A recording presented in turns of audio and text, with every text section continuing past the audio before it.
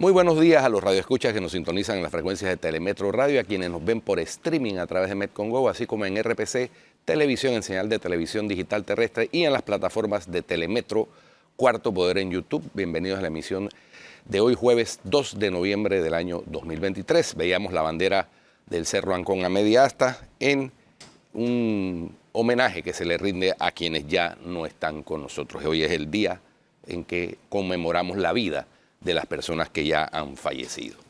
Muy bien, en materia internacional, lo más relevante tiene que ver con la situación en el Medio Oriente.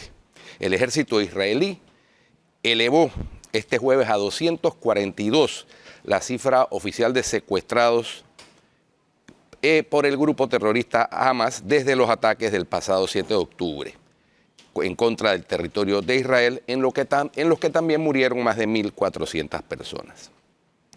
En una comparecencia de prensa, el portavoz militar israelí, contraalmirante Daniel Hagari, dijo que el ejército ha notificado a las familias de 242 rehenes que sus seres queridos se encuentran actualmente retenidos en la Franja de Gaza. Hagari recalcó que la cifra de secuestrados aún no es definitiva, dado que el ejército sigue investigando el paradero de algunas personas a las que se ha dado por desaparecidas.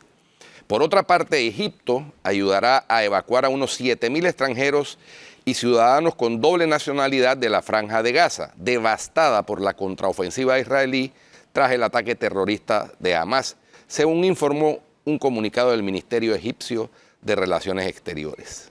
En una reunión con diplomáticos extranjeros, el ministro adjunto de Relaciones Exteriores, Ismail Khairat, dijo que Egipto se está preparando para facilitar la recepción y evacuación de ciudadanos extranjeros de Gaza a través del paso fronterizo de Rafah. Son unos 7.000 que representan a más de 60 nacionalidades, agregó. Y en Francia, al menos 1.2 millones de hogares están sin electricidad este jueves, de los cuales 780.000 en la región de Bretaña Oeste, debido a la tormenta Ciarán, que registró vientos de más de 170 kilómetros por hora y causó al menos un muerto, anunció la red de distribución eléctrica Enedis. La tormenta provocó durante la noche numerosos daños en la red pública de distribución de electricidad en el noroeste del país, indicó la empresa. También generó la caída de árboles o ramas sobre las líneas eléctricas. El prefecto del departamento de Finisterre, Alain Espinaz, declaró a la radio RTL que 2 personas resultaron heridas leves y el tráfico por carretera permanecerá cortado hasta nuevo aviso. Repito, quédense en casa, señaló Espinaz. En el departamento de Aix, al este de París, la caída de un árbol sobre un camión causó la muerte del conductor, confirmó el ministro de Transportes Clement Beaune. La compañía Enedis movilizó a 3.000 empleados y prestatarios listos para intervenir cuando las condiciones lo permitan para restablecer la electricidad en las zonas afectadas, agregó la empresa. Y por último, en Estados Unidos, Donald Trump Jr., el hijo mayor del expresidente estadounidense homónimo, compareció ayer miércoles en un juzgado civil de Nueva York por un caso de fraude financiero que pone en jaque a la empresa familiar. De 45 años, Donald Trump Jr. es el primero del clan familiar que ofrece su testimonio ante el juez instructor Arthur Engoron y en su declaración aseguró que no se ocupaba de los documentos financieros en el corazón de la acusación.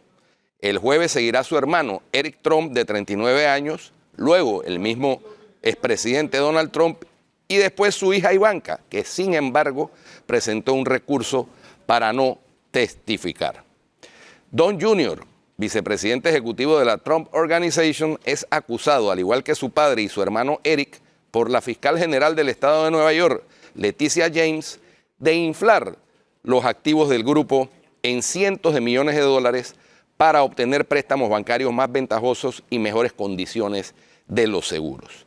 El hijo mayor de Donald Trump se presentó ante el tribunal y confirmó su papel al frente de la Trump Organization, un conglomerado de empresas que gestiona rascacielos residenciales y de oficinas, hoteles de lujo y campos de golf en todo el planeta. En su interrogatorio, la representante de la Fiscalía, Colleen Faherty, le preguntó quién tenía las riendas del grupo cuando su padre inició su mandato presidencial en enero del 2017. Yo mismo, mi hermano Eric y Alan Weisselberg, fue la respuesta de Don Jr. Weisselberg es el exdirector financiero de la compañía que ya fue condenado a prisión el año pasado por fraude fiscal. El hijo mayor de los Trump aseguró también a la fiscalía que ignora cómo funciona la contabilidad de una empresa. Dejo eso a mis contadores públicos autorizados. Considerado por la fiscalía como responsable de los estados financieros anuales de Donald Trump desde 2016, el hijo mayor explicó que había depositado toda su confianza en la empresa de contabilidad Mazars. Eso lo que está sucediendo en el mundo, lo más importante. Y en Panamá, pues tenemos que hoy inicia se celebra, pues como dije, se conmemora la vida de los que nos han anticipado en su camino al más allá, pues sigue el país en una situación caótica, como hemos visto, cierres de carreteras, desabastecimiento, dramático el testimonio esta mañana en el noticiero del comerciante, el pequeño comerciante de Merca Panamá. Hizo un llamado a la conciencia, a la reflexión ciudadana en estos días patrios de que no nos autoinfligamos daño, no nos autodestruyamos.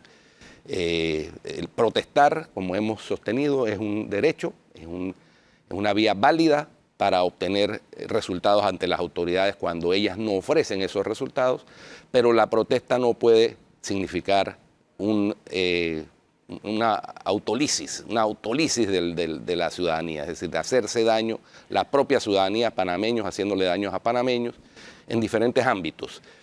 En el ámbito más crítico tiene que ver con proveer de servicios y bienes básicos a la población, alimentación, comida, combustible, etcétera.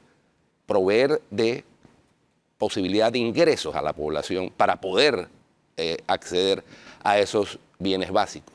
Y esas dos cuestiones están siendo interrumpidas por los cierres de carreteras, el impedimento que se da para que la gente pueda transportarse a sus trabajos, a sus lugares donde obtienen sus ingresos. Entonces, hay llamados a la conciencia de varias organizaciones cívicas, de varios clubes cívicos. Vimos a los señores del Club Rotario esta mañana. La Comisión Pro Valores Cívicos y Morales tendrá una conferencia a las 10 de la mañana de hoy en la sede del Club Activo 2030, también donde se pronunciarán a través de un comunicado que han emitido el día de hoy, haciendo un llamado, pues en estos días, a partir de mañana celebramos los 120 años de independencia de la República de Panamá, y la idea es que reflexionemos en torno al sentido que tiene pertenecer o ser parte de un país, ser miembro de una nación, lo que conlleva, las responsabilidades que conlleva.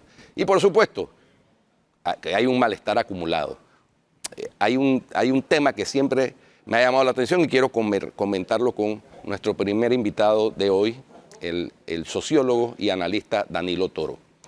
Y es el tema de que Danilo, esta acumulación de malestar que ha generado todas estas protestas, porque yo creo que el tema de la mina sí es el que detonó, fue el detonante de esta protesta social, pero hay sin duda una acumulación de malestar a lo largo de los años. Y yo reflexionaba ayer que es el tiempo de revisar cómo está diseñada la estructura del poder, incluyendo las elecciones. Tenemos un solo ejercicio electoral cada 5 años.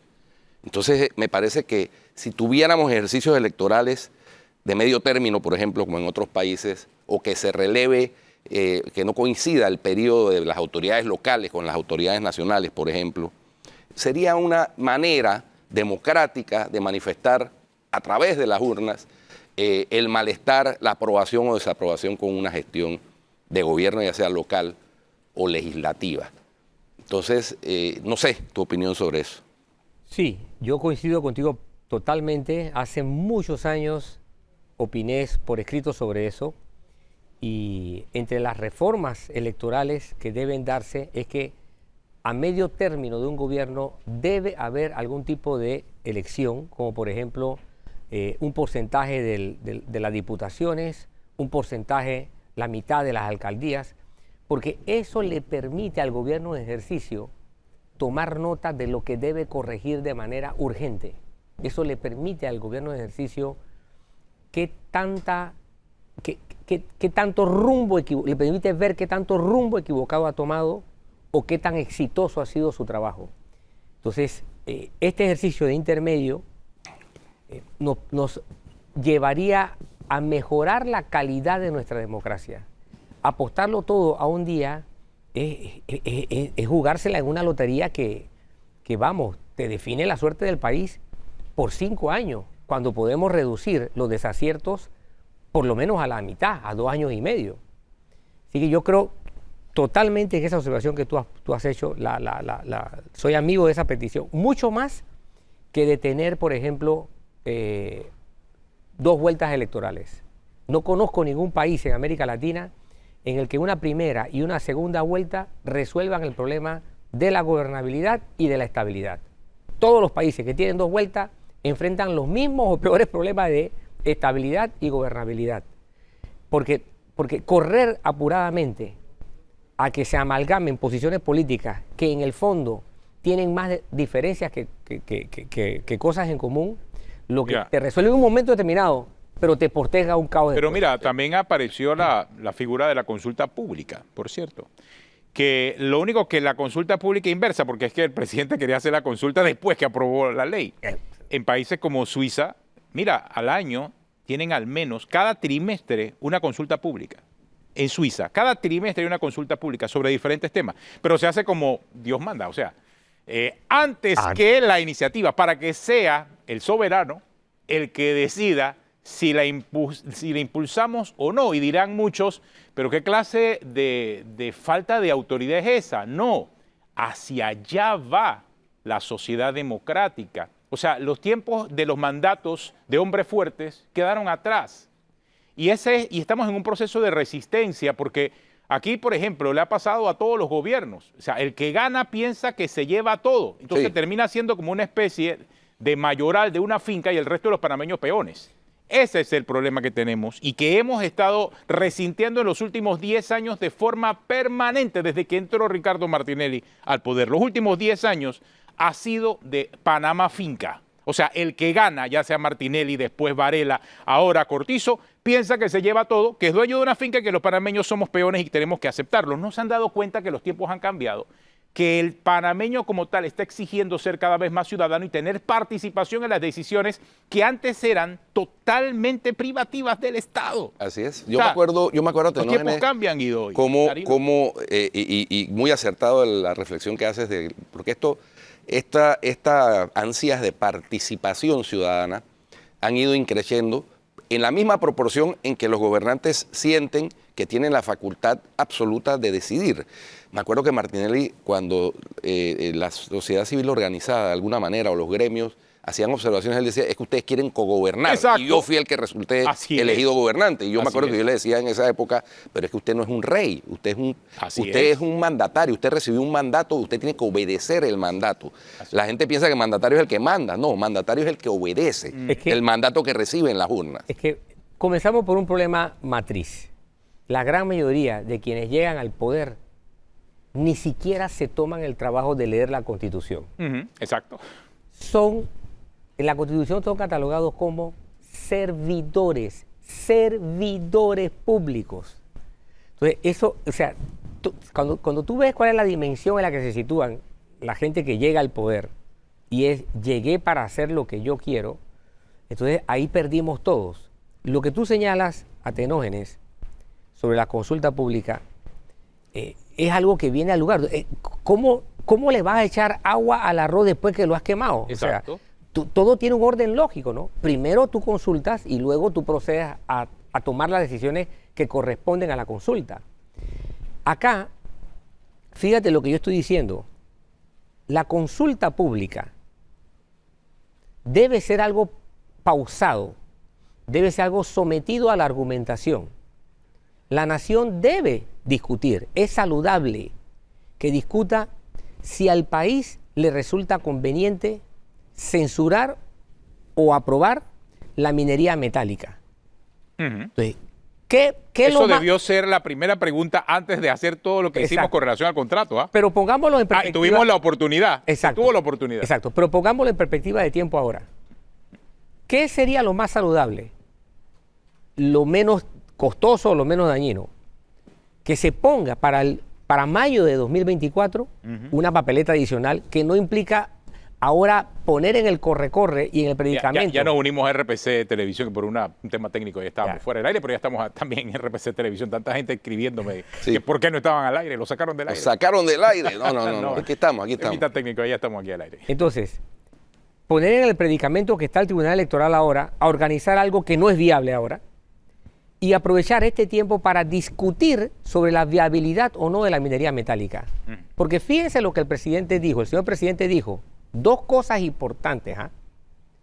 La idea de esta consulta pública era definir algo en particular. No, afortunadamente ya hay gente que está cobrando la lucidez, pero lo que debe tenerse claro es que no se trata de nuevas concesiones y las que ya estén en trámite, porque las concesiones que ya fueron tramitadas son tantas que ¿qué pasó con ellas? O sea, no tiene sentido decir quedan prohibidas las concesiones, nuevas concesiones o las que estén en trámite. El problema es qué hacemos con las que ya están tramitadas, que son un montón de concesiones hechas para minería metálica. Entonces, aquí la discusión de fondo es, ¿le conviene o no le conviene a la nación tener minería metálica? No importa cuándo fueron concesionadas.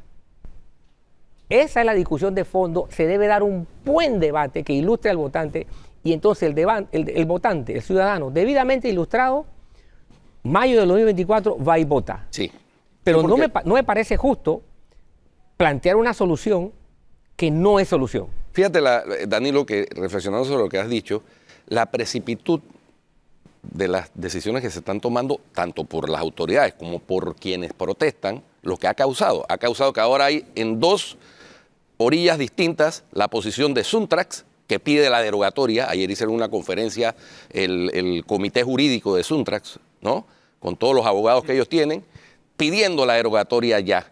Y por otro lado, los muchachos de Sal de las Redes, que piden que no se derogue el contrato porque el resultado en caso de un arbitraje puede ser catastrófico para el país. Una posición sensata y otra insensata. Bueno, entonces pero fíjate, la precipitud lo que ha causado, porque en determinado momento en las calles la gente pedía derogatoria además, ya también. Y ahora que tú mencionabas el tema de que los políticos no se leen ni siquiera la Constitución, que realmente es su manual de trabajo. Ese es su manual de trabajo, ese es su manual de operaciones. Cuando yo veo que hay en la Asamblea, sabiendo que el artículo 149 de la Constitución mandata a la Asamblea a acatar en sesiones extraordinarias lo que diga el Ejecutivo, solamente ellos hacen lo que le da la gana en una ley. Sí. Sabiendo que eso obliga al presidente a vetar por inexequible, es decir, por inconstitucional lo que ahí se está aprobando. Y es penoso lo que estamos asistiendo de ver cómo los diputados de unos y otros, porque también hubo quienes votaron en contra del contrato que tampoco se lo leyeron.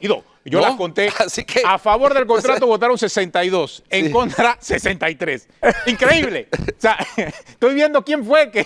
Bueno, porque es que ayer, por ejemplo, vi un video de la diputada Zulay Rodríguez, que dice que se enteró de que había una cláusula del contrato porque un video de Silvio Guerra en redes sociales. O sea, ella tampoco se leyó el contrato. Votó en contra, pero tampoco se lo leyó. Por favor, entonces, hombre.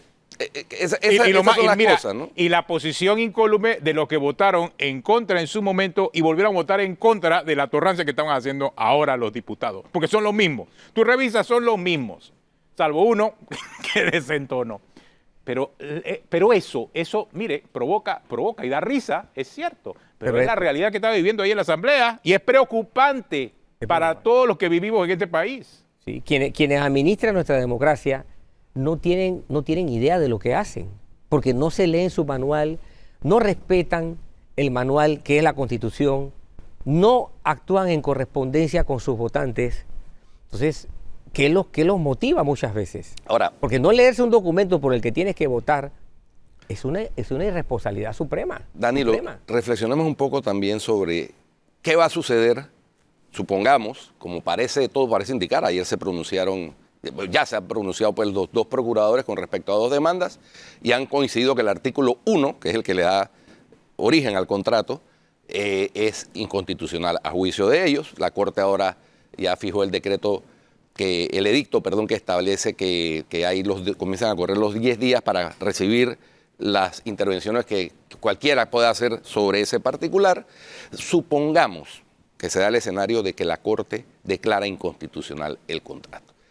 Estaremos en la misma situación en que estábamos en el año 2021 con respecto a la mina. Exacto. Porque como eso es lo que ocurre, ¿sí? ¿no? Entonces ahí hay que ver qué se hace entonces con ese contrato inconstitucional, nuevamente, con esa operación de la mina en funcionamiento y qué hace entonces porque ahora es que las la autoridades. inconstitucionalidad incluso del contrato, ni la derogatoria del contrato garantizan necesariamente el cierre de operaciones de la mina. No, bueno, porque es que... La mina obviamente se va a defender. Claro, por supuesto. Como lo hizo cuando declararon inconstitucional el primer contrato, las dos veces. Así es. Porque no se cerró la operación de la mina. Entonces hay que ver también ese proceso, porque, ok, la Corte lo declara inconstitucional.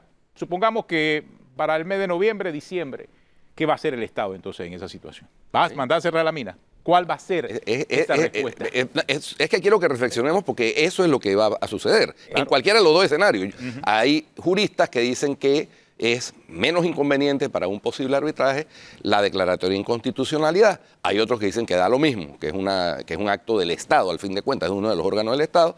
Bueno, hay discusiones jurídicas sobre eso no es nada raro, no es nada novedoso, pero... Le han cerrado el camino al presidente Cortizo, ojo, le han cerrado el camino porque la Asamblea, si aprueba hoy esto en tercer debate, obviamente, y yo creo que es el mismo pensamiento, Guido, Danilo, de los asesores del presidente, es abiertamente inconstitucional, inexequible como...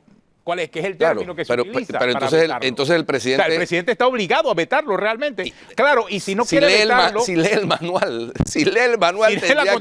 tendría que vetarlo por inexequible. Está bien, puede ser que el presidente decida no vetarlo inmediatamente. Bueno, manda la consulta a la Corte. La Corte va a decir, señor presidente, tiene que vetarlo. El problema... puede ser que sus asesores le digan, presidente, hay que vetarlo. Entonces él la veta por inexequible. Que puede ser un veto parcial y un veto total. Yo pienso que debe ser un veto total, lo más probable, porque el artículo termina viciando el resto del contenido de esa ley. O sea, está en un callejón sin salida el presidente de que quizás la decisión o la mejor decisión que puede tomar en este momento es, si no quiere vetarlo, dejarlo pasar y que se cumpla el término.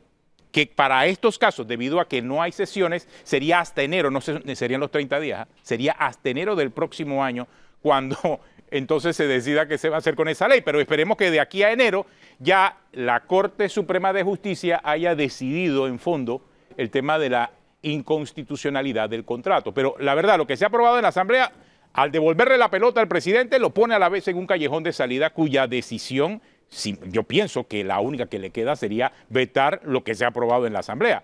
Es mi humilde opinión, no seguido Danilo, pero creo que por ahí van los tiros, me parece a mí. El problema que sería la cuarta maniobra del Ejecutivo. Cuarto strike. No hay cuarto strike. Pero en este juego de béisbol posiblemente haya más de 3 strikes. Más de 3 strikes. Y sería el cuarto porque... No, pero es puro foul. Puro foul. Exacto, eso es un foul ya. Porque esto llega a la Asamblea por iniciativa del presidente. Sí. Es decir, él tendría que contradecirse, entrar en contradicción consigo mismo. Pero es que le meten un artículo, claro, yo decía, que es el que contamina todo el tema. Yo decía, y eso que nos... Mira, ayer pasó inadvertido en medio de la discusión que en la Gaceta Oficial se publica una segunda agenda. ¿Te acuerdas que en la primera estaba el tema de la moratoria más el tema de la consulta popular? Esas eran las dos. En la agenda, en la Gaceta Oficial de ayer solamente salió lo de la consulta pública. Así que de por sí, por eso te digo, esa iniciativa que se estaba discutiendo de la moratoria como tal ya no aparecía, no existía en la Gaceta Pública. Así que de por sí, en su origen es inconstitucional porque solo a los diputados le corresponde hacer lo que la Constitución le permite en este caso. Por eso Atenógenes... Y es el llamado específico que le haga el Ejecutivo acerca de lo que debe tratar la Asamblea de Sesiones Extraordinarias. No hay de otra. O sea, artículo 149 de la Constitución, clarito. Ya. Por eso Atenógenes, todo el planteamiento debe revisarse. Porque yo no le encuentro ningún sentido a una consulta pública que no esté dirigida a definir o a determinar cuál debe ser el futuro para Panamá en cuanto a minería metálica. No le encuentro ninguna decisión con respecto a futuras concesiones o a las que están en trámite, cuando las ya tramitadas son un montón. Son 15, ¿no? Sí, pero hay concesiones que son mucho más grandes que la de la minera Panamá, pero mucho más grandes, ya tramitadas, enormes. Entonces, para mí no tiene sentido lo que se está haciendo, porque cuando tú ves, bueno, ¿y esto para qué es? Oiga, vístame despacio que estoy apurado. Aquí debe pensarse en el fondo del problema. Poner una fecha que no le resulte onerosa al Estado, que surjan los argumentos y se debata adecuadamente esto. Hay un momento que no está relativamente lejos para definir la suerte de la minería metálica, que es mayo de 2024, y podemos hacer un calendario que no establezca complicaciones en torno a la dinámica electoral, tal y como lo ha planteado el Tribunal Electoral, que a mi criterio ha tenido lucidez. No, total. El Tribunal Electoral ha podido lucir muy duro, Total. pero a mi criterio ha tenido lucidez. Aquí hay dos órganos que hay que darle el espaldarazo en este momento. El Tribunal Electoral, que tuvo la gallardía en un momento como ese de decirle al presidente: señor presidente, está bien, usted quiere pasarlo eso como una ley, Pero esto no. pero esto yo no lo veo. Exacto. O sea, se lo No digo hay- claramente. no hay las condiciones. No hay Exacto. las condiciones. Así es. Y al final, bueno, la Asamblea que decidió tumbarlo porque le hicieron caso al Tribunal Electoral. Porque es que yo cuando escuché al Tribunal Electoral digo, por amor de Dios, alguien tiene los pies en la tierra. Entonces, Y la otra es la Corte Suprema de Justicia. exacto. Y los dos procuradores, el de la Administración de la Nación, que también se ha puesto a la altura de las circunstancias. que Hay que han reconocer. actuado con celeridad Total. y con claridad. Entonces, yo creo que la nación tiene que darse un respiro. O sea, tiene que darse un respiro porque hay que dejar que los argumentos, los mejores argumentos jurídicos, sean lo que se establezca. Hay una diversidad de planteamientos jurídicos, algunos sumamente interesantes, pero es allí donde el Ejecutivo, el liderazgo que tenga, lo debe poner en ejercicio, en dinámica. Convocar a diferentes juristas. No importa si le simpatizan o no le simpatizan. Esto no es cuestión de con quién estás. Esto es cuestión de apostar a la circunstancia más conveniente para la nación. Y luego seguir un plan de ruta que se ajuste a los intereses nacionales. Si mañana o pasado cabe una política que sea la de romper totalmente con la minera Panamá, que eso sea a la luz de una visión jurídica bien evaluada. Si mañana o pasado cabe llegar a replantear totalmente el contrato con Minera Panamá bajo una visión de intereses realmente nacionales y no el mamotreto que se presentó hace unos meses atrás y que fue defendido de manera ilógica, incomprensible, a capa y espada, pues veámoslo desde la perspectiva de lo que jurídicamente es viable y que conviene a la nación, porque es posible que lo más conveniente para la nación sea replantear la negociación con la empresa. Es posible. Yo no estoy diciendo que eso se debe hacer, estoy diciendo que entre las posibilidades eso es posible. Es posible que ocurra lo que algunos plantean, que es cero actividad minera, pero incluso si esa fuera la solución, eso no se puede dar de un día para otro. El cierre de la actividad minera no se puede dar de un día para otro. Fíjense, le pongo como ejemplo lo que pasó en Europa. Cuando se dio el terremoto en Japón, el famoso terremoto El tsunami. el tsunami. El tsunami. Terremoto que siguió al tsunami y el tsunami que destruyó una planta La nuclear. planta de Fukushima. De Fukushima, gracias. Sí. La planta de Fukushima. Europa, Alemania, Francia, que son países que tienen una gran dependencia de energía nuclear, decidió en ese momento, ¿sabes qué? Se acabó nuestra política de energía nuclear. La acabaron. De hecho, eso está en la raíz de la guerra de Rusia contra Ucrania, esa decisión. Y decidieron terminar la dependencia con energía nuclear por lo que observaron que había pasado en Japón. El proceso de cerrar las plantas demoró años. Tú no puedes cerrar una planta como esa y tú tienes que tener un plan de cierre que implique seguridad para la gente, para el medio ambiente, para las situaciones económicas, o sea, todo tipo de factores. Entonces, cerrar una planta como esta también debe ser sometido a un proceso No es una cosa que va a ocurrir de un día para otro. Para nada, yo creo Así que hay que estar preparado para ese escenario. Todos los elementos se tienen que poner sobre la mesa y Panamá debe apostar a la mayor conveniencia mezclado con lo que menos daño le resulte. Porque de que vamos a quedar afectados, sí, sin duda. Vamos a quedar afectados. Tenemos una pausa, Danilo Guido, pero antes mira las imágenes de lo que fue el acto protocolar del inicio de lo que siempre ha marcado el inicio de las festividades patrias, la colocación de las ofrendas florales en el cementerio Amador. En esta oportunidad pues no estuvo el presidente, no estuvieron los ministros, no estuvo ninguna autoridad visible. Enviaron al director de protocolo y ceremonial del Estado, Diomedes Carles, quien fue el que colocó la ofrenda floral ante el mausoleo del primer presidente de la República, Manuel Amador Guerrero. ¿Qué imagen esa? Es una imagen muy dura porque pasamos por una pandemia en donde las principales autoridades, aún con mascarilla, estaban al frente, dando la cara y celebrando a la patria aún en sus peores momentos. Pero esto que sí vi hoy, ni siquiera lo vi en la época más difícil de la dictadura militar. Porque, o sea, la patria somos todos y estas celebraciones son especiales. Más allá de lo que pueda estar ocurriendo, la presencia de las autoridades aquí me parece a mí que era importante para enviar un mensaje de unidad a este país que en este momento enfrenta una situación muy delicada. No entiendo por qué razón no ocurrió. Entiendo los niveles de seguridad, pero el presidente y sus ministros representan al Estado y la primera responsabilidad de un gobierno es mantener seguro al Estado.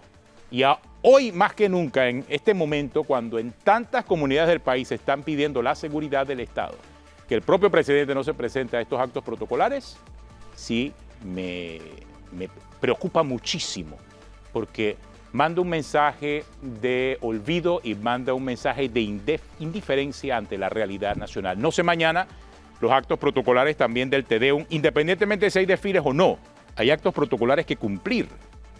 Y no sé qué va a pasar, o sea, no sé si vamos a tener la misma tónica con los actos protocolares del Te Deum, porque es que la patria sí se celebra el 3 de noviembre y todo este mes lo hemos llamado a celebrar el mes de la patria. Entonces comenzar con el pie izquierdo, independientemente de las protestas, no es un buen mensaje de unidad ni es un buen mensaje de tranquilidad.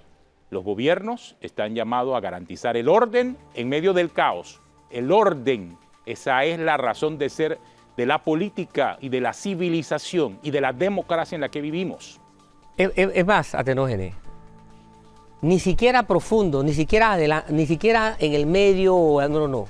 En el preámbulo de la Constitución y en el primer artículo están la lista de valores que esta nación debe preservar. Y ahí aparece el orden público, el orden de constitución. O sea, el orden es un factor, la democracia. O sea, la lista de valores está expuesta con claridad. Entonces, se pierde una oportunidad de dirigir un mensaje de reflexión. Porque es cierto, el gobierno ha asumido posiciones que una tras otra ha tenido que corregir, cambiar. A mi criterio, producto de una soledad, de un enviciamiento de la atmósfera gubernativa. Porque ¿qué correspondía o qué corresponde en una crisis como esta? Abrir las puertas y las ventanas de la presidencia, convocar gente que domine las materias, no importa si son simpatizantes o no. Salirse del coro oficialista, que eso es algo que es corrosivo, ese coro. Oficialista o partidista. O partidista. Oye, y darle atención me confirman que a el Te diversos Deum puntos de vista. ha sido cancelado. Imagínate. ¿El qué? El Te Deum, que mañana se hace todos los años a inicios de la mañana, primera hora de la mañana, ha sido cancelado. Ya se informó a las embajadas Imagínate. acreditadas en Panamá de esa cancelación. Y en realidad... Eso va más allá de los desfiles, porque tú puedes hacer el Tedeum, tú puedes hacer los actos protocolares de hoy, independientemente si estás posponiendo los desfiles por una situación de orden público. Exacto, que no hay condiciones, yo lo Pero puedo el entender. Estado llama a la unidad, y como lo dice Danilo, el preámbulo de la Constitución lo establece. Léelo. Con el fin Gracias. supremo de fortalecer la nación, garantizar la libertad, asegurar la democracia y la estabilidad institucional, exaltar la dignidad humana, promover la justicia social, el bienestar general y la integración regional, invocando la protección de Dios, decretamos la Constitución Política de la República. Ahí está. de Panamá. Es una decena de valores. Es una lista.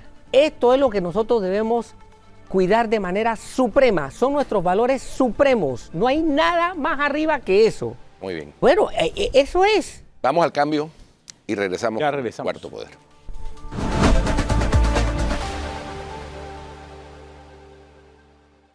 Bueno, continuamos aquí en Cuarto Poder. Veíamos en el Cerro Ancón la bandera a media asta, hoy 2 de noviembre, Día de los Santos Difuntos, y a la vez también un día de mucha importancia, porque de esta forma comenzábamos el mes de la patria. En otra hora, el 1 de noviembre era el Día del Niño, ¿recuerdan? O sea, y el Día del Niño abría todo el mes de la patria. Por cierto, había una iniciativa en la Asamblea, creo que fue de la diputada Zulay Rodríguez, que quería devolver el Día del Niño el 1 de noviembre. No hace mucho sentido en esta época, pero en su momento eso significaba el inicio del mes de la patria. El 2 de noviembre, el Día de los Santos Difuntos, era el momento en que la patria entera rendió homenaje a esos próceres. Y después entraba el 3, el 4, el 5, el 10...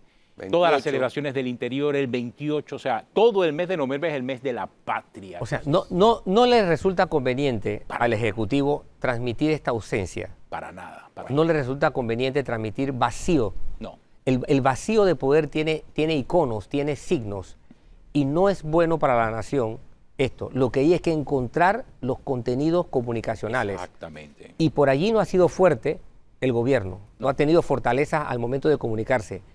No, y los vacíos terminan llenándose. Exactamente. llenar. Eso es clave lo que Y en acaba de este decir. momento, el vacío, El vacío del gobierno ya se sabemos lo va a quién lo llenar, está llenando. lo va a llenar otra gente. Exacto. Exactamente.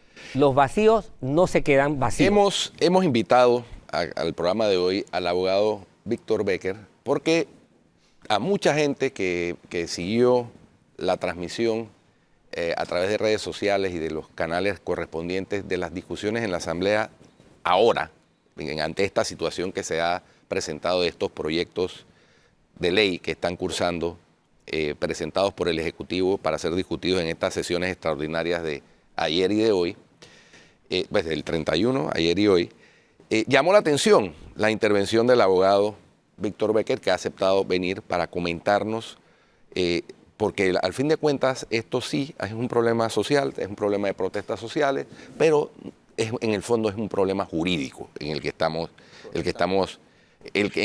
metidos, es un rollo jurídico, vamos a llamarlo así. Y él planteó una serie de consideraciones que nos han parecido interesantes para que beneficio de los radioescuchas y televidentes que siguen Cuarto Poder tengan la oportunidad también de escucharlo. Bienvenido, abogado. Yo creo que hay un desdibujamiento de las funciones y los roles del Estado en donde, debido al radicalismo de las emociones y al extremismo de las emociones, parece que la solución fuese blanco y negro, cuando realmente la solución no es blanco y negro. Las situaciones sociales son dinámicas y son heterogéneas, y por consiguiente hay puntos medios, hay puntos que son grises.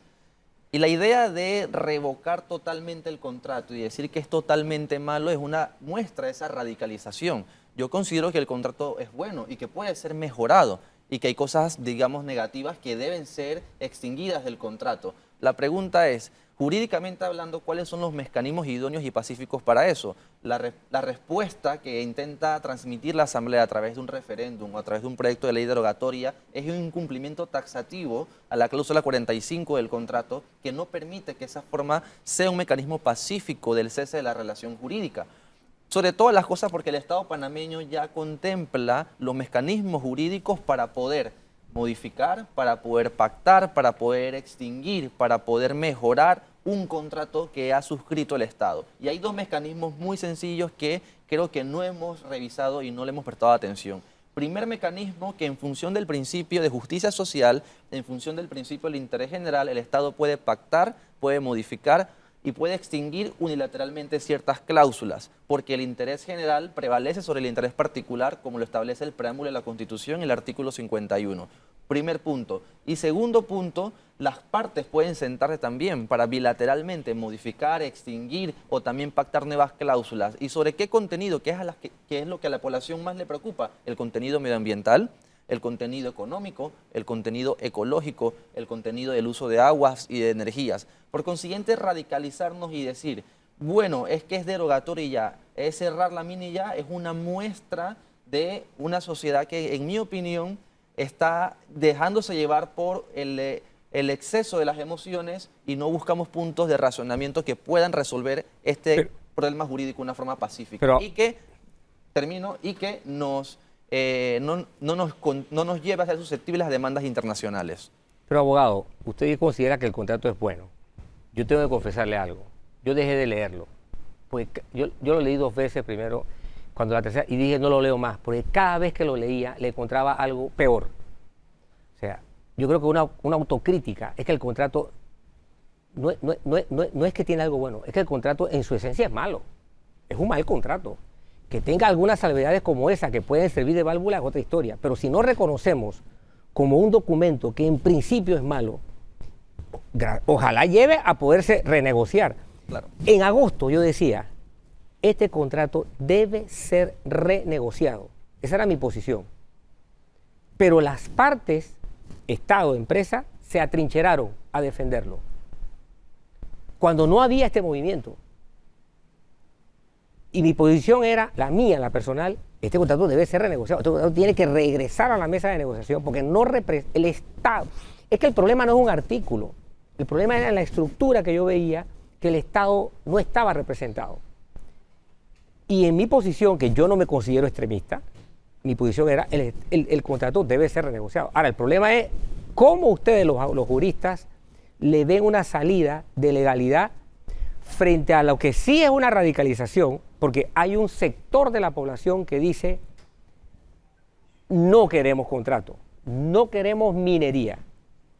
Y en el otro extremo está, Panamá tiene una oportunidad o tiene una situación de facto establecida con la mina andando. Entonces, hay 2 extremos que existen, que son reales. ¿Cuál de estas 2 salidas va? ¿O hay en el medio una salida? Ese es el punto, esa es la magia jurídica, no es mi magia, no es mi campo. Y yo quisiera saber, en el inventario de costos y beneficios, ¿qué es lo que le sale menos doloroso a la nación? Porque a mi entender, al día de hoy, sin dolor de esta no salimos. Bien. Yo también me leí el contrato, estimado, y yo considero que hay cláusulas que son bondadosas para ambas partes, pero también considero que puede ser renegociado algunas cláusulas. De allí que anteriormente comenté de que las partes bilateralmente en acuerdos pueden renegociar el contrato. Es decir, la idea de que debe ser renegociado yo también la comparto, siempre y cuando se busque mejorar el contenido del contrato. Ahora, le pregunto, ¿eso es constitucional? Es totalmente constitucional. Como primera medida, porque el contrato al final del día es un acuerdo voluntario entre las partes y esto lo reconoce la Constitución y lo reconoce también la legislación y el sistema de fuentes panameños. Incluso el propio contrato lo establece en la cláusula 45 que las partes pueden también acordar condiciones para el contenido del contrato. Eso es legalmente hablando. Es válido la parte legal. El tema es que hay un tema moral aquí de fondo. O sea, y el tema moral de fondo tiene que ver con una sanción, o mejor dicho, lo que ahora se conoce en temas de desarrollo sostenible, la licencia social de la empresa y la licencia social del propio contrato ha sido quebrada. Entonces, ¿y ha sido quebrada por quién? Por la gente que está en las calles protestando. Entonces, más allá de lo legal, no sé si es viable o no proceder o administrarlo de forma correcta sin una licencia social garantizada por la comunidad.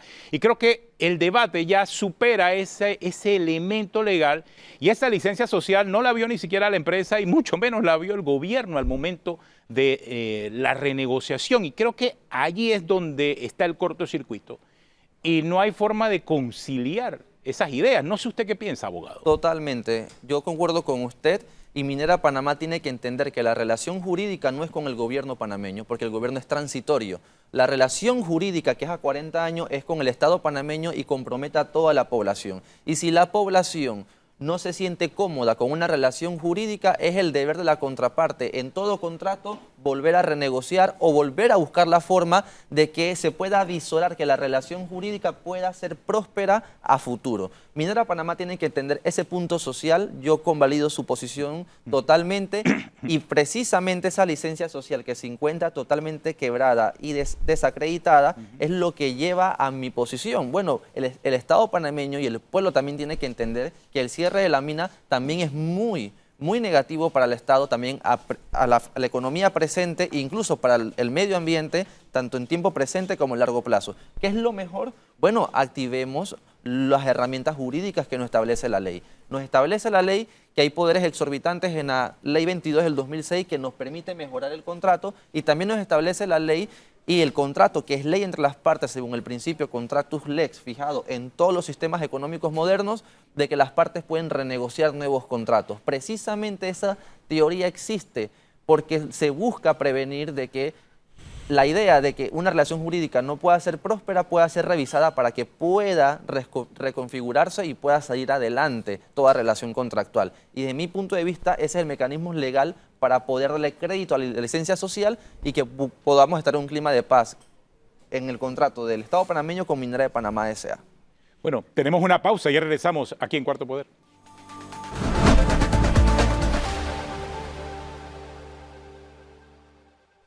Bueno, continuamos aquí en Cuarto Poder, Danilo, con nuestro invitado esta mañana. Sí, Yo creo que para hay mí lo otro temita importante, todavía que cerrar. para mí algo importante que ha mencionado el abogado es que este es un escenario de matices, que hay muchos matices de grises entre los extremos que están fuertemente planteándose, ¿no? Y lógicamente en el medio tenemos una decisión de inconstitucionalidad pendiente. ¿Qué limitantes pone eso a la suerte de lo que ya existe en materia de la presencia de la minera y el interés del gobierno? Muy bien, dos efectos jurídicos de una posible inconstitucionalidad. El primer efecto es que los fallos de la Corte en materia de inconstitucionalidad no tienen efectos retroactivos, tienen efectos a futuros. Es decir, todos los derechos adquiridos por el acuerdo antes del fallo son perfectamente válidos y por consiguiente reclamables ante un tribunal competente. Y ahí vamos a la segunda consecuencia de forma subsidiaria. ¿Puede Minera Panamá interponer un arbitraje internacional aun cuando medie un fallo de inconstitucionalidad? Y la respuesta es que sí puede hacerlo. ¿Cuál es la fuente jurídica? Artículo 200 de la Constitución, numeral 5, Ley 131 del 2013 y un propio fallo de la Corte Suprema de Justicia del 12 de abril del 2023, en donde reconoce dos principios: principio de competence y principio de separabilidad de la cláusula arbitral. ¿Qué significa eso? Le da autonomía a la cláusula arbitral, no la invalida y le permite a las partes ir a un tribunal de arbitraje. Esa cláusula existe también en la Convención de New York para proteger y para evadir que las partes no puedan eludir su compromiso de arbitraje. La pregunta es, ¿el fallo de la Corte nos permite dar argumentos sustantivos en el arbitraje internacional? La respuesta es que sí, porque el Estado panameño podría alegar lo que se le llama violación al orden público internacional, que es un eximente de responsabilidad civil en todo arbitraje. Pero eso sería un debate jurídico que un tribunal de arbitraje tendría que determinar. Pero eso que plantea es muy importante, ya que no es lo mismo lo que usted acaba de mencionar, ni tampoco la existencia del Estado de Derecho que le diga a un contrato, oye, esto es inconstitucional, a un despojo o expropiación, como se quiera hacer a través de una ley que derogue el contrato de forma arbitraria. Creo que hay una diferencia. O sea, esto es un Estado de Derecho. Así es. Aquí no estamos en Venezuela, aquí no estamos en Cuba, aquí no se están expropiando empresas y ese es el mensaje que hay que enviar. Así es. Me parece que por ahí es el camino, porque el arbitraje, yo creo que de eso no se salva el país. O sea, el arbitraje de que viene, viene. No es lo mismo un arbitraje sobre 40.000 millones a un arbitraje sobre 400 millones. Exacto, y ahí voy a un punto... Hay mucho cero de diferencia. Mucho cero de diferencia. Ahí voy a un punto en lo que se denomina en derecho de daños liquidación de la condena. ¿Eso qué quiere decir? Que el fallo de inconstitucionalidad, que es probable, pero también es improbable, porque tenemos que tomar en cuenta que la justicia tiene que ser independiente e imparcial en un sistema de derecho constitucional. Si hay un fallo de inconstitucionalidad, por lo menos reduce, desde mi opinión, la cuantificación de la condena. Pero de que hay que compensar por lo menos la inversión, yo creo que hay que compensarla y creo que un tribunal de arbitraje tendría que declarar la compensación. Porque una cosa es compensación, otra cosa es indemnización, otra cosa es restauración y otra cosa es reparación del daño. El daño tiene esas aristas para que aquel que invoque que ha sufrido el daño pueda determinar si quiere compensación, indemnización, restauración o reparación del daño. La inconstitucionalidad, termino aquí, limita indemnización, limitaría también, digamos, una reparación, pero yo creo que sí no limitaría lo que se llama compensación. Claro. Compensación no es enriquecimiento, sino es restaurar aquello de lo que yo invertí. Pero que también implica, y creo que me aclara si estoy equivocado, las ganancias que ha recibido la mina hasta el momento. Porque ellos han hecho una inversión de 4.000 millones, es cierto, y creo que todo el mundo la dice, no sé, 4.000 o 10.000 millones, no sé, 10.000 es la cifra que... Pero también ellos han ganado dinero en el proceso. Y todo eso sí tiene un importante componente a la hora de entrar en un proceso de arbitraje, porque se resta de las cantidades que se puedan exigir. Y hay algunos abogados ambientalistas que dicen que también hay que restar el daño ambiental Pero causado. me dice el abogado que no, así que aclárenos usted. No. Hago una aclaración. Y es válida en este momento. Claro, no se preocupe. Es mi opinión, ¿no? Claro, Yo no tengo la verdad claro. absoluta. Estamos en un clima de opinión. Pero domina el tema, Sí, ha demostrado que lo domina. totalmente. Un clima de opiniones. Las ganancias que ha recibido la minera de Panamá Ajá. comporta un elemento para poder reducir el monto de la compensación y la respuesta es, en mi opinión, derecho de daños, Ajá. es que no. ¿Por qué? Como le comenté, los fallos de la Corte no tienen efectos retroactivos. Es decir, todas las situaciones jurídicas, derechos y obligaciones antes del fallo son perfectamente legales porque le da lo que se llama el principio de presunción de legalidad y el principio de presunción de constitucionalidad. Bajo ese principio y bajo el principio de buena fe, todo lo adquirido antes del fallo es perfectamente válido entre las partes y no habría que regresarlo. Máxime cuando el Estado también, nos guste o no, se ha beneficiado de las ganancias de minera, ya sea el debate poco o mucho, el juicio valórico de poco o mucho, pero desde que el Estado también ha recibido dinero, eso también lo que se denomina actos propios en materia jurídica, también sería un eximente de que la compensación no se le reste las ganancias. Ok, pero entonces la reclamación sí puede ser de 40.000 millones. Que la ganen es otra cosa. Ese es el punto, ¿no? Exactamente. Principio de congruencia en todo litigio. Las partes están obligadas a aprobar lo pedido y el tribunal no puede condenar ni más allá de lo pedido ni extra de lo pedido. Hay que condenar por lo pedido y probando lo pedido. Por supuesto que apostarían a pedir lo máximo. Claro. Exactamente, como en todo litigio. Como en todo litigio. Exactamente. Bueno, interesante porque eso nos tiene que obligar a todos a poner los pies en la tierra. Todo indica que de esta no salimos sin dolor. La cosa es, ¿qué es lo menos doloroso? Exacto. Desde mi opinión, mis estimados, yo considero que el Estado panameño, por su situación económica, financiera en macroeconomía, no le conviene arbitraje internacional. Precisamente creo que la economía de Panamá también necesita de una minería, hincapié, sostenible, una minería que sea amigable con el medio ambiente, como en Noruega, como en Australia, como en Suecia, que son países que admiramos, supongo, y bajo ese prisma buscar un acuerdo que le dé equilibrio a los intereses del Estado, a los intereses económicos y que al final del día podamos ser un país que lleve adelante este proyecto y que mande un mensaje de respeto al sistema internacional financiero.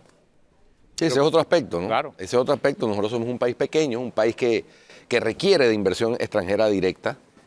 Y si se produce un despojo, como lo ha llamado usted con certeza, a estilo Venezuela. Estilo Venezuela, claro. Eso es a lo que andan Tenemos apostando. que cuidarnos de eso. Eso es a lo que andan apostando algunos de los que están Son los que tenemos que manifestándose. Claro. Pues vamos a recibir muy difícilmente inversionistas interesados en desarrollar proyectos en Panamá. Ese es parte del análisis que habría que hacer, ¿no? Más allá de si la minería es buena o es mala, o daña el medio ambiente o no lo daña, hay que hacer análisis integrales de la situación. Es que ya por eso les decía, la licencia social de Minera Panamá como tal se perdió. Se perdió. Ya se perdió, o sea, se perdió independientemente de la legalidad o no. Lo que nosotros ahora como Estado debemos cuidarnos de no quedar despojando empresas, porque como decía Hugo Chávez cuando estaba vivo, exprópiese, exprópiese. No, eso no funciona. No funciona. Eso no funciona, así no Eso es, funciona la economía. afilamos el Claro. cuchillo para nuestra propia garganta. Exactamente. Exactamente. O sea, nos terminaríamos esquinados en el consenso internacional. Nosotros somos un país de tránsito y dependemos de esa inversión directa extranjera. Entonces hay que poner los pies sobre la tierra y evitar extremos, porque Guido muy bien lo planteaba. Estamos viendo un grupo de jóvenes que ayer están diciendo, oye, espérate, todo muy bien, perfecto, estamos en las calles protestando, pero cumplamos con el Estado de Derecho. Y otro grupo extremista en el otro lado dice, no, perfecto, lo que yo quiero es derogatoria. Y ese es el mensaje que le mandan a la Asamblea, y la Asamblea opera Y la Asamblea actúa y la Asamblea entonces también comete ilegalidades. Claro. Ese es el peligro de esos extremos, ¿no? Y yo creo, estimados, de que la crisis institucional de los poderes del Estado se ve reflejada en la falta de interacción entre la memoria judicial, que son los fallos judiciales, con las actuaciones a futuros de los entes gubernamentales. Porque los fallos judiciales cumplen un rol, interpretan el sentido y el alcance de las normas que le dan la facultad de actuación a los entes gubernamentales. ¿Qué quiero decir con eso? El primer fallo de la Corte le dijo a la Asamblea Nacional: su función no solamente es aprobar o inaprobar, su función como máximos representantes de la población panameña es verificar y asegurarse que el contrato realmente cumpla con beneficios tangibles para el interés social, el interés general y el interés colectivo.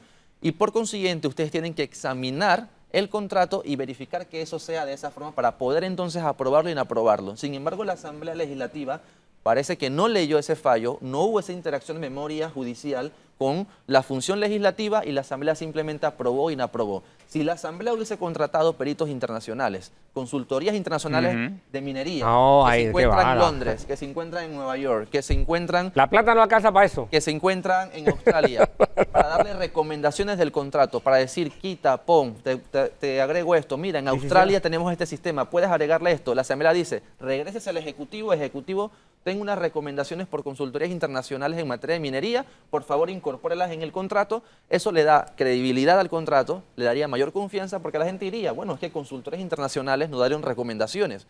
Consultores internacionales de la industria minera en países mineros. La gente estaría mucho más tranquila si por lo menos esa posibilidad se hubiese explorado. Pero esta ausencia de interacción entre los órganos del Estado es lo que nos tiene de esta forma desde mi punto de vista. Dice Rodríguez, ¿la plata alcanza para eso o no alcanza? No, pues, si se la gastaran en lo que debían, lo que pasa es que no alcanza porque la malgastan y la malutilizan. La Asamblea tiene 250 millones de dólares de presupuesto. Alcanza para tus ¿No? consultores. No tiene buenos asesores. Cuando hace unos años, no muchos, funcionaba con la mitad o con menos, con el mismo número de diputados. Entonces, y creo que funcionaba mejor, porque, hombre, ¿no? Yo recuerdo en la Asamblea que había asesores jurídicos de primer nivel, que llegaron luego a ser hasta presidentes de la Corte Suprema de Justicia, el doctor Harley Mitchell Morán, por ejemplo. Así es. ¿No? Entonces, hubo mejores tiempos en esa Asamblea, sin duda. No, pero qué bueno que temas como este comienzan ya a discutirse porque estamos elevando el nivel del ciudadano. O sea, el ciudadano va tomando conciencia sobre un tema como el medio ambiente, porque no podemos separarnos que las protestas son por medio ambiente, y eso es importante. En Panamá eso marca un hito y una transformación de la mentalidad del ciudadano. Y los jóvenes, a quienes se les solía decir que eran apáticos, que no les interesaba la suerte del país, que no se fijaban en la democracia, han demostrado una nueva naturaleza de la democracia, un nuevo enfoque de los derechos democráticos, y esto creo que es un punto y aparte, es una nueva página de la historia de la democracia en Panamá y vale la pena revisarla en estas fiestas patrias.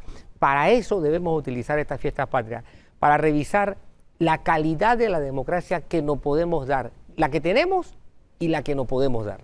Claro. Creo que sí, licenciado, y gracias por sus contribuciones, porque creo que son prudentes en este momento, dada la complejidad de la discusión que se está teniendo. Más allá de si estás a favor o en contra, hay que ver el día después. Hay que ver también quién cierra el hueco de esa mina, porque la verdad, y cómo se renueva todo, cómo se reforesta toda esta área, que el propio ministro de Ambiente confirma que, bueno, están las 12.000 hectáreas esas deforestadas. O sea, sí hay una preocupación por ese día después. Debe haber un proceso en el que todos los panameños debemos estar involucrados y más que nunca, en aras de esa búsqueda de esa licencia social, los estados, porque le va a corresponder a este, y esto se va a extender al próximo gobierno, el que gane las elecciones del 2024. Le va a tocar parte también de el poder supervisar lo que vaya a ocurrir con esta empresa. Exactamente. Vale. Y no vale que el próximo gobierno diga, es que lo que me dejó el gobierno anterior. Sí. No, ya no. Eso no vale. Ya eso no vale. Candidatos, escuchen, no vale. No vale. Por ahí anda desde hace rato circulando el meme de Angela Merkel, ¿no? Con eso, de que los gobiernos saben lo que reciben. Así es. Y aceptan el reto. Candidatos, a sabiendas de eso que reciben. No vale. Como ahora que lo mencioné antes de terminar, el licenciado Baker, Entre los argumentos planteados para la discusión original de este contrato, se planteaba de que cuando la minera entró al país sabía que había 2 demandas de inconstitucionalidad. O sea, ese riesgo también fue evaluado por ellos y debe ser parte de un arbitraje. Ok, muy buena pregunta. Para los efectos probatorios dentro de un litigio, que un contratante acepte un negocio sabiendo que hay un riesgo potencial de que sea declarado inconstitucional es una muestra de mala fe y por consiguiente le hace acreedor al Estado de absolverse de responsabilidad civil. Mi respuesta jurídica es que no. ¿Por qué? Porque todas las actuaciones jurídicas tienen validez y tienen presunción de legalidad en el tiempo y en el espacio, mientras que un fallo no lo declare así en contra, jurídicamente hablando. Por consiguiente, para los efectos jurídicos hay un principio en esos tipos de contratos que es distinto al principio que rigen contratos meramente entre privados, entre 2 empresas particulares. Principio de buena fe objetiva. El principio de buena fe objetiva es que lo que estamos suscribiendo en el acuerdo está dentro de lo reglamentado por las leyes y por consiguiente no es ilegal y tampoco hay un fallo de ilegalidad sobre lo que estamos nosotros acordando dentro del contrato. Por consiguiente, los fallos de la Corte, al no estar ejecutoriados al momento de suscribirse el contrato de cesión entre Petaquilla Gold y entre Minera de Panamá S.A. en el 2013, no es una violación al principio de buena fe objetiva, porque en ese momento la Corte no se había pronunciado y tampoco el fallo estaba ejecutoriado. Por consiguiente, no se puede invocar que hay una violación a las leyes panameñas porque simplemente había una demanda. Oiga, muchas gracias, licenciado Baker. Pero nada más quiero Sí. aclarar una cosita ahí. Eso sería como decir, valen no las intenciones que tienes, sino lo que estás haciendo. Correctamente. No es que te quiera matar, No, vale tranquilo. si de hecho te estoy matando. Ahí voy al punto. Por eso dije, es distinto al principio de buena fe subjetiva que existe en el derecho privado entre partes privadas. En materia privada, por ejemplo, Metcon hace un contrato con una empresa que le va a proveer, digamos, insumos tecnológicos, ahí sí rige las intenciones, que es la buena fe subjetiva. Pero en materia de contratos estatales rige la buena fe objetiva, en donde tenemos que verificar que se cumplan las normas vigentes en el tiempo y en el espacio. Bueno. Qué bueno discutir, conversar con gente que domina el tema. Muchas gracias, licenciado. Un placer conocerlo. Gracias, abogado Un placer, Víctor Víctor Baker, Baker. que aquí tratando de hacer docencia. Es que muchos nos están preguntando su nombre. Se llama Víctor Baker y usted, su especialidad en... En contratos estatales y responsabilidad patrimonial del Estado. Qué sano es conversar con gente que domina un y tema. joven, y gente joven, ¿no? Bueno, muy bien. La juventud en acción. Exactamente. la Magnífico. perfección. Gracias. Bueno, se nos acabó el tiempo. Si usted sigue en Telemetro Radio, sigue el Brunch y en RPC Televisión en CIS New Orleans. Hasta el martes y pasen estas fiestas patrias de reflexión.